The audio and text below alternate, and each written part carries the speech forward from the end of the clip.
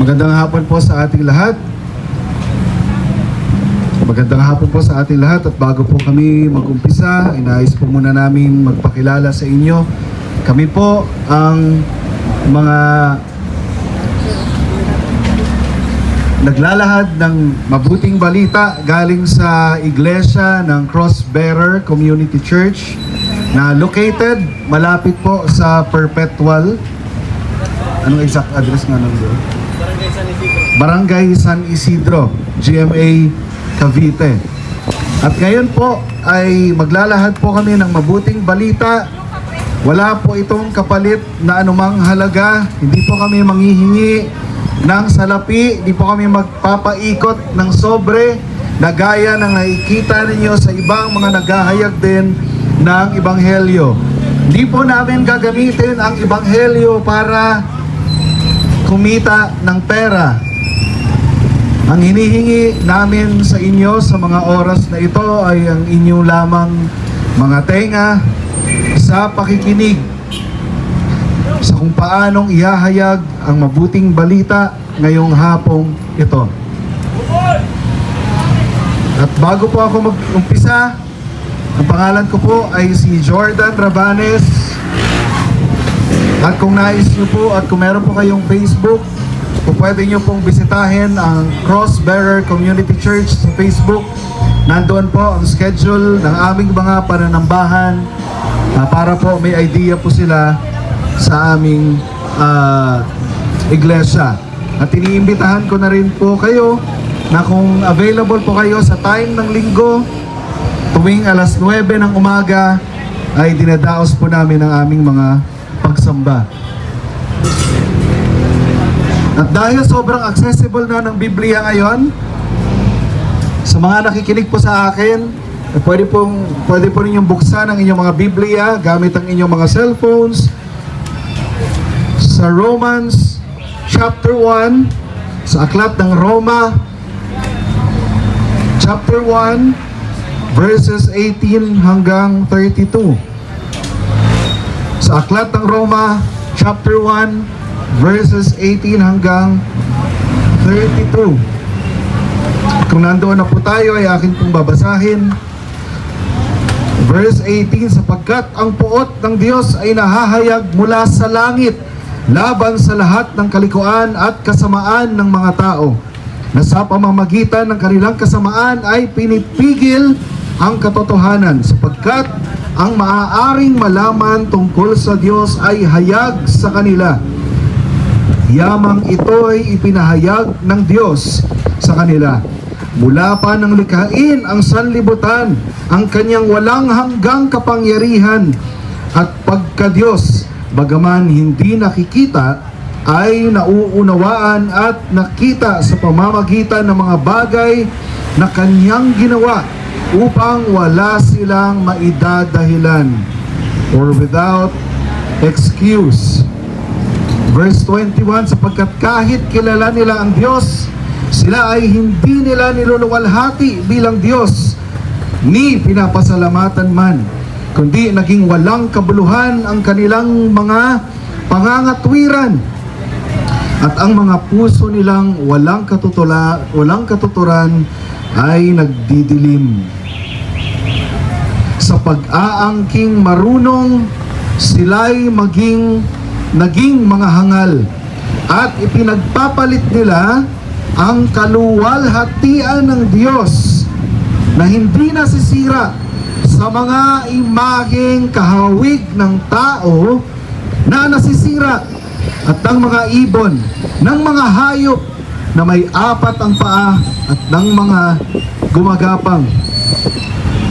Kaya't dahil sa mga pagnanasa ng kanilang mga puso ay hinayaan sila ng Diyos sa karumihan upang lapastanganin ang kanilang mga katawan sa kanilang sarili, sapagkat pinalitan nila ang kasinungalingan sapagkat pinalitan nila ng kasinungalingan ang katotohanan ng Diyos, at sila'y sumamba at naglingkod sa sa mga nilalang sa halip na sa lumalang, na siyang pinupuri magpakailanman or nararapat sa pagpupuri magpakailanman. Amen.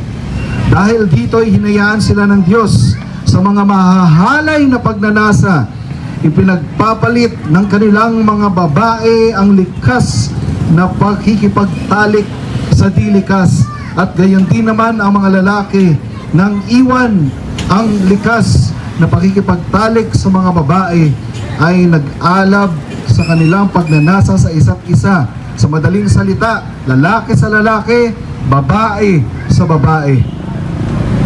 At palibhasa ay hindi nila minabuting kilalanin ang Diyos, hinayaan sila ng Diyos sa isang mahalay na pag-iisip upang gawin ang mga bagay na hindi nararapat. Napupuno sila ng lahat ng uri ng kasamaan, kalikuan, kasakiman, kahalayan, at puno ng inggit, pagpaslang, pag-aaway, pandaraya, katusuhan, mahihilig sa chismis, mga mapanirang puri, mga napupuot sa Diyos, mga walang pakundangan, mga palalo, mga mapagmataas, mga manggagawa ng masasamang bagay, mga swail sa mga magulang, mga hangal, mga hindi tapat sa kanilang mga pangako, hindi mapagmahal, mga walang awa. Nalalaman nila na ang mga inutos ng Diyos, na ang mga gumagawa ng gayong bagay ay karapat-dapat sa kamatayan. Ngunit hindi lamang nila ginagawa ang mga gayon, kundi sinasang-ayunan pa nga nila ito at ini-endorso. Yun po sinasabi sa Romans 1 verses 18 to 32. Naayayahan ko po ang bawat isa na manalangin. Heavenly Father, salamat po sa pagkakataon na ibinigkaloob niyo po sa amin na maipahayag ang gospel sa streets, ma-expose ang kondisyon ng tao na likas na umaayaw sa Diyos, at mailantad sa mga tao kung ano ang pangangailangan na meron sila, at ang kahatulan ng patuloy na pag-reject nila sa Ebanghelyo. Naway magligtas ka ngayong araw na ito sa pangalan ni Jesus. Amen. Sinimulan ni Pablo yung paghahayag sa Romans 1:18 to 32 sa pagsasabi ng the wrath of God is revealed from heaven. Sa ibang salin is God is showing His anger from heaven. Kung ma-observe natin, no, common sa ating mga understanding, most especially sa kultura na meron tayo ngayon, where God is reduced to mere love, love, love. Pag-ibig, pag-ibig, pag-ibig. Ang Diyos ay pag-ibig, pag-ibig, pag-ibig. Although, totoo na ang Diyos ay pag-ibig, pero hindi lang siya pag-ibig, pag-ibig, pag-ibig. Nasa saad sa binasa natin ngayon, and very clear that God is showing His anger. And the recipient of that anger ay hindi mga insects, hindi mga hayop, kundi sino ang recipient ng galit at puot ng Diyos. Sinabi dito, God is showing His anger. By the way, nane-neglect ng ibang mga nagpapahayag sa atin that God is showing His anger from heaven. Ini-emphasize dito na yung authority ni Jesus Christ or ng Diyos ay sa langit. Nahahayag ang kanyang galit at puot. Ito ay nanggagaling sa kanyang otoridad from heaven. At ang recipient ng kanyang anger ay tayong mga tao. God is showing His anger against all sinful, wicked people. And common sa mga sa evangelical message ngayon ay mahal ng Diyos yung makasalanan, pero galit ang Diyos sa kasalanan.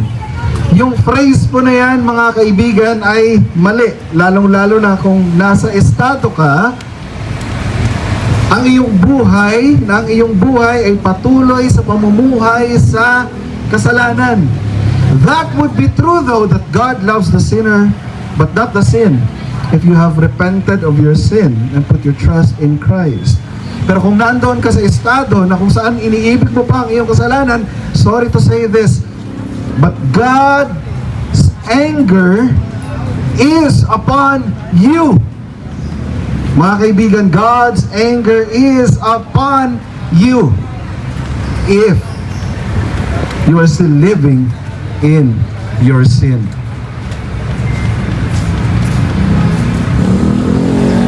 And hindi nagkulang ang Diyos sa atin. Hindi siya nagkulang sa atin. Sinabi niya sa kanyang salita, all people know God. Alam natin na merong Diyos. At itong Diyos na ito, siya rin yung naghayag ng kanyang sarili sa pamamagitan ng kalikasan. The reason why you can think rationally, the reason why you can communicate, the reason why you can show love, mercy, and the reason why you demand justice kapag merong naaagrabyado ay dahil ikaw ay ginawa sa wangis ng Diyos. Hindi mo kailanman masusuppress even though you try with everything that you have to suppress that knowledge. Ang Diyos ay hindi nagkulang. Ipinahayag niya yan sa atin sa kalikasan. At kaya naman, kung meron man sa atin ngayon ay magsasabi, oh sorry, hindi ko alam na merong Diyos na nag-i-exist. No, the Bible says you are without excuse. Teka lang, ginagawa ko naman yung mabuti. The Bible says you are without excuse. Wala naman akong inaapakan na tao, no. The Bible says you are without excuse. Hindi na may measure yung ating kaligtasan dito sa mundong ito sa pamamagitan ng paggawa ng mabuti. It is only measured by the standard of Jesus Christ, by the standard of God. At alam natin na ni isa sa atin ay walang kayang sundin ang Ten Commandments. By the way, Ten Commandments is the reflection of God's holiness, the reflection of God's goodness. At merong isang politician na nagsabi na ni minsan sa kanyang buhay ay hindi pa daw siya nakakapagsinungaling. That's the most evil thing we can actually hear para sa isang tao na nagsisinungaling. It only confirms that he is a liar by saying na hindi pa siya nakakapagsinungaling kailanman sa kanyang buhay. No. So, importanteng masagot yung isa sa mga question ngayong hapon na ito. Ano ang pananaw ng Biblia sa tao? Ano ang pananaw ng Biblia sa tao? Sapagkat common na sa atin, no? Na kapag tinanong tayo, are we a good person? And we don't hide our answers by saying, well, for as long as wala naman akong inaapakan na ibang tao, basta ako'y namumuhay lang sa aking sarili, then therefore I'm a good person. Well, to tell you honestly, hindi ikaw maging sa pananaw mo sa iyong sarili, hindi ikaw ang ultimate definer and determiner sa kung sino ka.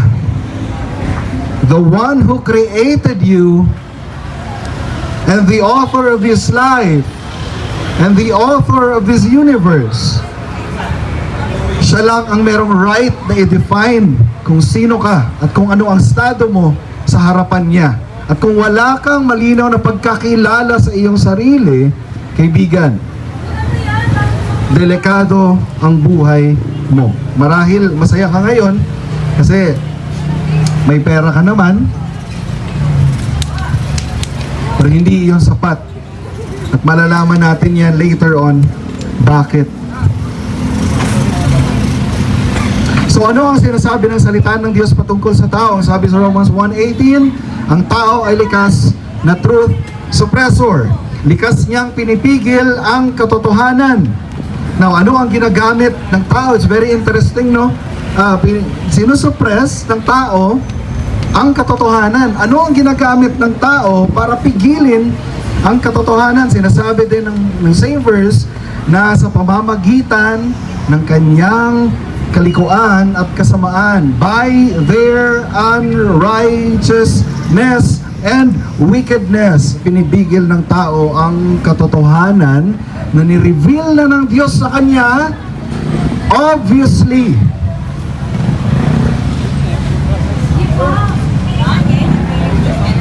so, isa pang question na pwede nating i-raise dito. So, sino ang pumipigil sa kasalanan? Ang tao. Anong ginagamit niya sa pagpigil? Sino ang pumipigil sa katotohanan? Ang tao. Anong ginagamit niya sa pagpipigil sa katotohanan? Ang kanyang sariling wickedness. Sa kung paanong pamamaraan niya pinipigilan ang katotohanan. Ang sabi dito, they exchange the truth about God for a lie.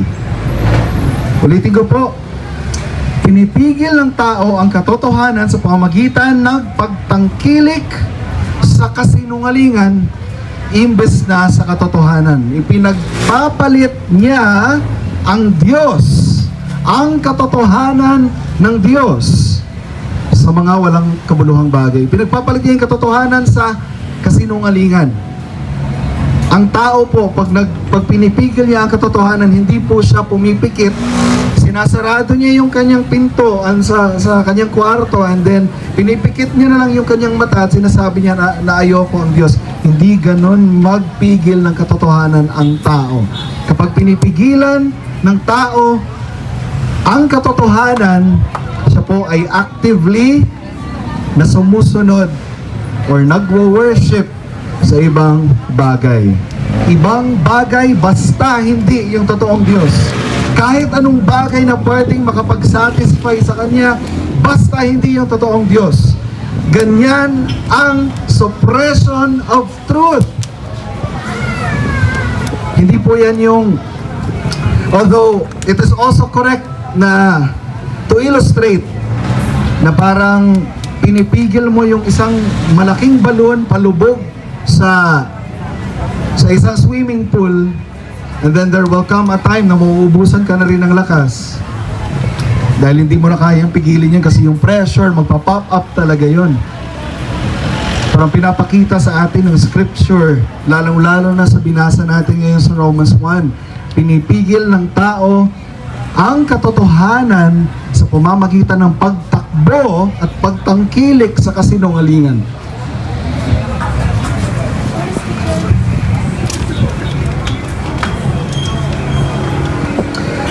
Mababasa natin sa Romans 1:25. Isa sa mga manifestation for exchanging God or truth for a lie is yung idolatry. And let's talk about idolatry for a moment. And this will take us back, by the way, sa ginawa ng ating first parents. Ginawa ni Adam and Eve in Genesis 2:16 to 17. But the Lord God warned him. Sabi dito, you may freely eat the fruit of every tree in the garden except the tree of knowledge of good and evil. If you eat its fruit, you shall surely die. The serpent casts doubts at Eve. Merong specific instruction, command ang ating Diyos kay Adam and Eve not to eat from the fruit of the tree of knowledge. But of course, crafty ang serpent. Sabi niya, did God really say you must not eat the fruit from any of the trees in the garden? Of course, we may eat fruit from the trees of the garden. The woman replied, it's only the fruit from the tree in the middle of the garden that we are not allowed to eat. God said, you must not eat of it or even touch it. If you do, you will die. Sabi ng serpent, you will not die. Sabi ng Diyos, you will die. Sabi ng serpent, you will not die. So anong nangyari kay Adam and Eve? Sa madaling salita, ipinagpalit nila yung instruction ng Diyos, yung totoong instruction ng Diyos sa kasinungalingan ng serpent or ni Satanas. And guys, kayo na mga nakikinig dito, we are proclaiming to you the truth about God, and if you are not listening or even considering this message na nasa inyo ngayon, the same goes sa inyo.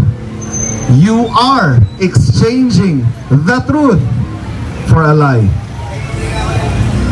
And God is also showing His anger. The God of wrath is also revealed sa inyo right at this moment. So doon, nag-umpisa ang pinakaunang idolatry. Exchanging the truth for a lie. Exchanging God's authority sa authority ni Satan. It seems na persuasive and beautiful ang wisdom ni Satan kesa sa Diyos. Akala natin, no, sa account ng Genesis, simple yan, nag-disobey lang si Adam and Eve. No! It is a question of ultimate authority. Sino ang ultimate authority ng buhay natin? Is it God? Or if it's not God, therefore, it's us, tayo. At nung mga time na yon, in-exercise ng ating first parents ang kanilang authority. And look what happened. Sin entered, death entered, suffering entered, quarrels entered, wars entered, pains entered.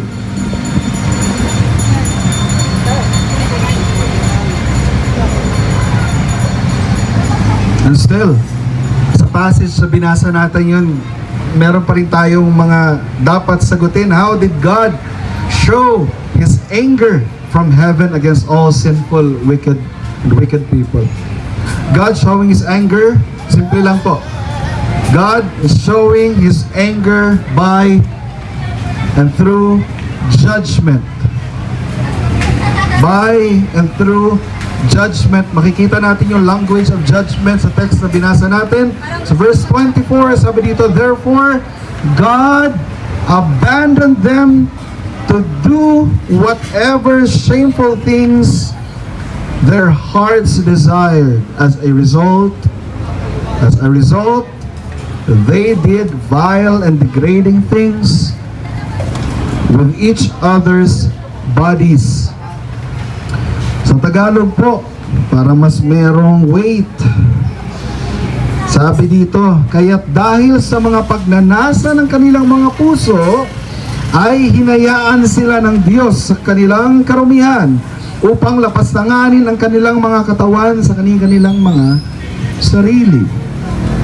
Ang tawag natin dyan is God's judicial abandonment. At ang picture po ng God's judicial abandonment, ito po yung pag-withdraw ng biyaya ng Diyos sa isang tao, nang sa ganon ay yung kasamaan na meron siya ngayon ay patuloy niya na lang gagawin hanggang sa magdala sa kanya ito sa tiyak na kapahamakan. And do we want that? Mga kaibigan, gusto ba natin yun na balang araw nandoon na tayo sa punto ng buhay natin na manhid na ang puso natin, na hindi na tayo naiiyak kapag may nagagawa tayong kasamaan, kapag nakikita natin na may naaagrabyado at hindi na tayo nagsisik ng justice. We don't want that to happen sa ating mga sarili, even sa ating mga anak. I'm sure sa mga nakikinig ngayon, kung meron kayong mga anak, mahal ninyo ang inyong mga anak. Mahal ninyo ang inyong mga asawa. At ayaw ninyo na mawalay sa kanila. Gusto ninyo magkasama kayo hanggang sa huling mga hininga ng inyong buhay. Pero paano mangyayari yon kung kayo ay hindi nagbabow down sa authority ng ating Diyos? Again, God showing His wrath, His anger by judging people. Romans 1:26, God gave them up to dishonorable passions. Now, what are these dishonorable passions? Yung sinasabi ng scripture. Sabi dito, even the women turned against the natural way to have sex instead of indulge in sex with each other. Sa madaling salita po, ito po yung mga na-observe na natin sa generation natin ngayon. Present din po ito sa generation nila. You know what is that called? Homosexuality. Homosexuality. Babae sa babae, lalaki sa lalaki. And God condemns that sin. God condemns the sin of the LGBT community. At sa evangelical world, pinapalabnaw natin yung message na yan. No, mahal ka rin ng Diyos. No! If you continue in your practicing of homosexuality, God is angry at you. God is angry at you. And again, paano pinapakita ng Diyos ang kanyang anger? By judging you. And again, do you want that to happen sa buhay mo? Parents, kung meron kayong anak na nandoon sa ganong sitwasyon, i-call out nyo na. Kung mahal nyo ang inyong anak. Mga kaibigan, kung meron kayong mga kaibigan na ganon ang behavior, homosexual behavior, i-call out nyo na. Habang hindi pa huli ang lahat sa kanila, because God is going to judge them. And actually, God is already judging them.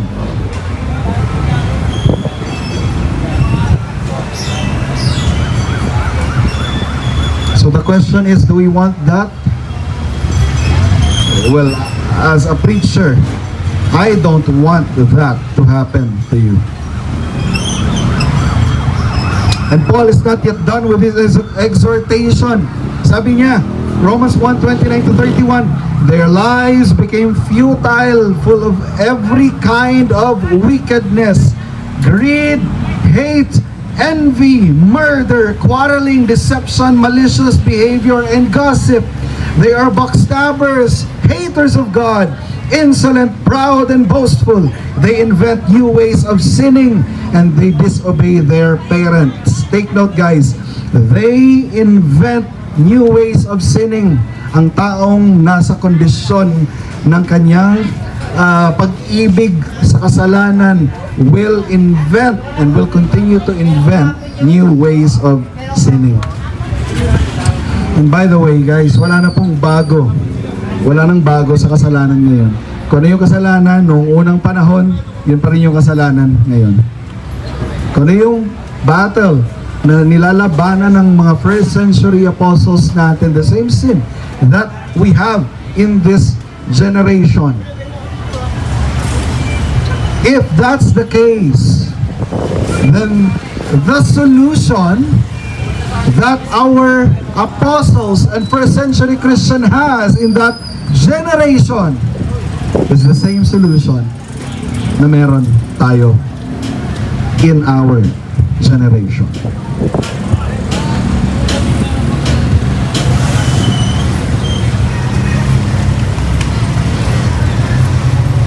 At patuloy na nagbibigay ng exhortation si Pablo.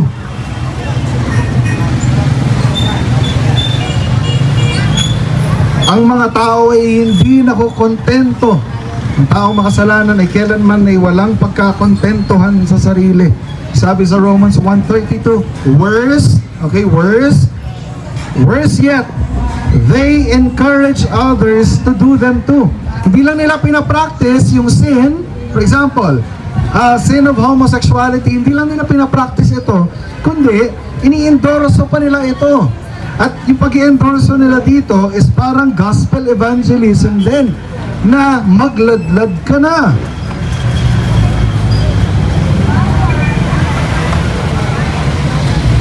Again, this is an issue of ultimate authority. If you are your ultimate authority, then God will judge you at the end of the day. So hindi lang nila ginagawa to, kundi ini-endorso pa nila, pinopromote pa nila, makikita natin yan. Sa June, they parade their sin. They parade their rainbow, which is actually not the symbol of LGBT community. It was hijacked. Rainbow is a symbol that God will not judge the world sa pamamagitan ng tubig. But God will certainly judge the world sa pamamagitan ng apoy. They parade their sin. They are not even ashamed of their sin. Abortion is just a modern day child sacrifice. Abortion is just a modern day child sacrifice.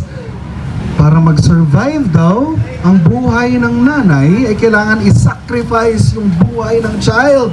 Pero yung buhay ng child, sa totoo lang, ay precious.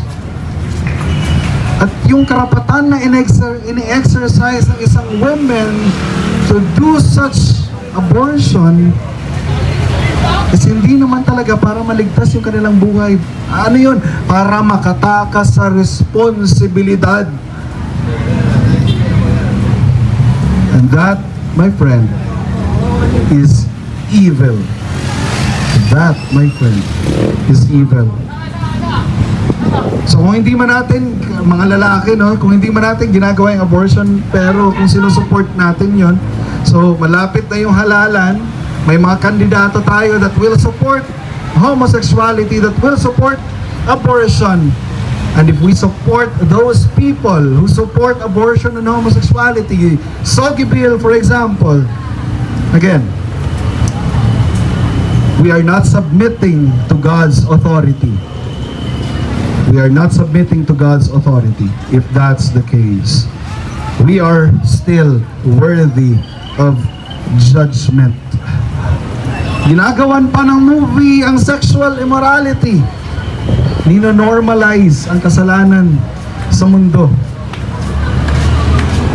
Ngunit hindi na ito nakakapagtaka at hindi na rin tayo dapat pang magulat sa kayang gawin ng Diyos sa makasalanan.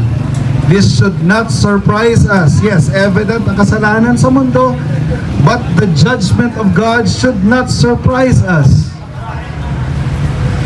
Akala ba natin at the end of the day, tayo ang magtatagumpay just because okay naman ang buhay ko ngayon?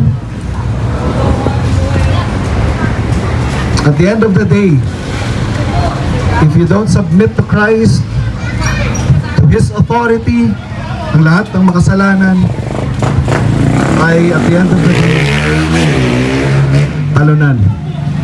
Ang lahat ng makasalanan at the end of the day ay talunan. Sabi sa Hebrews 10:26-27 and 30-31, Dear friends, if we deliberately continue sinning after we have received knowledge of the truth, there is no longer any sacrifice that will cover these sins. Bakit? Because Christ has sacrificed once and for all. That's the very reason why we need to put our trust and faith in Jesus Christ. We should repent of our sin and put our trust in Jesus Christ na nag-alay ng kanyang buhay doon sa cross. There is only the terrible expectation of God's judgment and the raging fire that will consume His enemies. For we know the one who said, the same God who said, I will take revenge, is the same God who said, the Lord will judge His own people.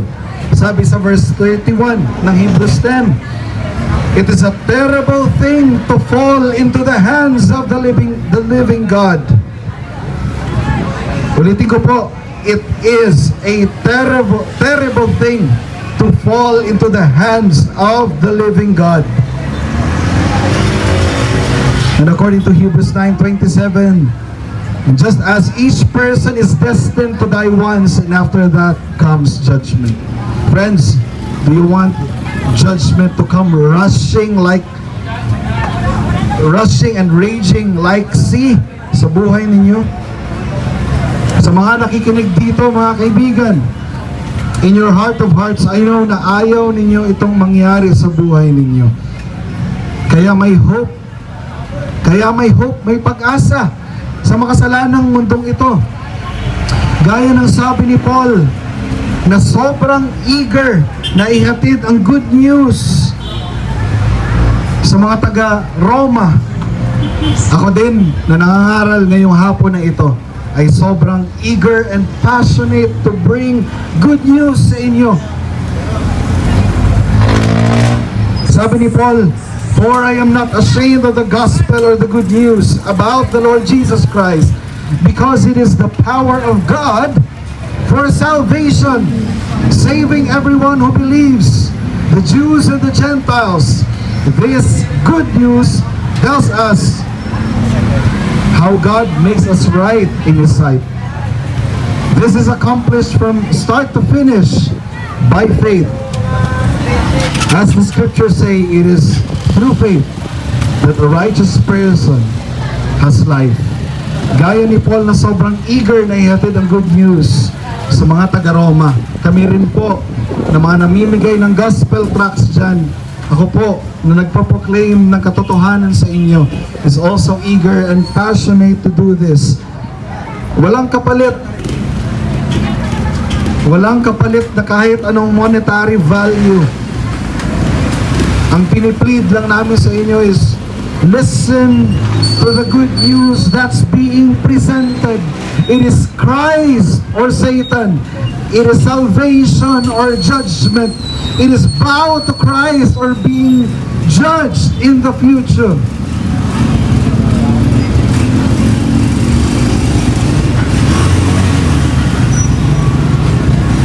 Maybe familiar na kayo sa pangalan ni Kristo. Sino ba siya? Siya yung eternal na anak ng Diyos Ama. Sabi sa Philippians 2:6-8, though He was God, He did not think of equality with God as something to cling. Instead, He gave up His divine privileges. He took the humble position of a slave and was born as a human being. When He appeared in human form, He humbled Himself in obedience to God and died a criminal's death on the cross. Yung ginawa ni Kristo, yun yung dapat na mangyari sa atin. For the wages of sin is death. Tayo ay makasalanan, anong nararapat sa atin? Kamatayan.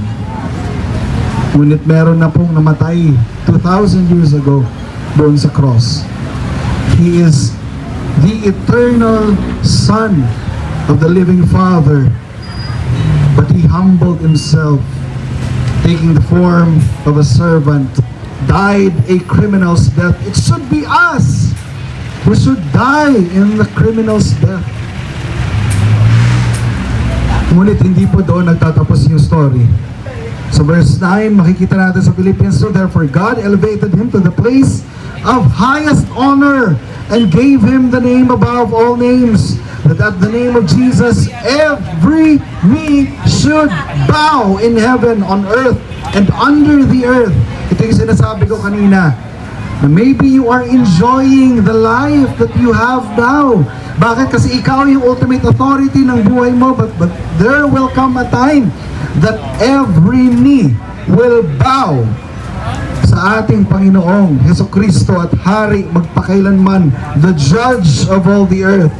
Sabi sa 1 Corinthians 15, for Christ must reign. Hindi po kasalanan ang naghahari dito sa mundo ngayon. Yes, talamak pa ang kasalanan sa mundong ito, pero tandaan po natin, hindi po kasalanan ang naghahari sa mundong ito. Sino? Sabi sa 1 Corinthians, for Christ must reign. Si Kristo ang naghahari ngayon. At ang paghahari ni Kristo ngayon ay evident that, or evidence, or proof, or assurance that He is judging and that He will continuously judge. So friends, hindi na dapat pa mangyari sa inyo yun. Kaya namin inihahatid sa inyo ang magandang balita para sama-sama tayo sa langit, na kung saan papupurihan natin ang ating Panginoong Hesukristo.